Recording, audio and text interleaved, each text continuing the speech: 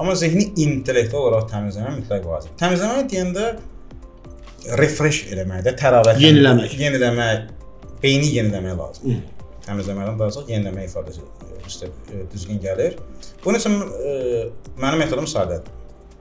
Sırf yeniləmək istəyirəmsə beynimi, çoxlu kağızlar götürürəm, deyək ki 200 kağız, A4 kağız. Və başdan beynimdəki bütün yarımçıq məlumatları oraya yazmalıyım. Beyni dolduran yarımçıqlardır və bunun sizə heç bir tibb kitabı deməyəcək. Amma hiss edəcəksiniz, özünüz də hiss edəcəksiniz ki, yarımçıqlar beyninizi doldurur. Amma tibb elmi geridə qalır da, dünya intellektindən geridə qalır istərsiniz. Məsələn ki, yaddaş yarışlarındakı nailiyyətləri tibbə çatmır və tibb elmi inanmır ki, o yaddaşı gücləndirmək mümkündür. İstənilən həkimdən soruşun, sizə deyəcək ki, yaddaşın nədirsə doğuşdan elə odur. İstənilən həkim sizə deyəcək ki, yaddaşı gücləndirmək mümkün deyil. Elə bir maddə yoxdur, elə bir texnika yoxdur.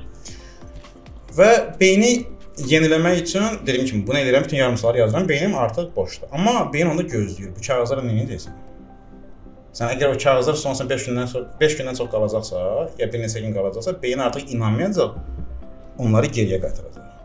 Nəyə görə? Yarımçıqları beyin təhlükə görür.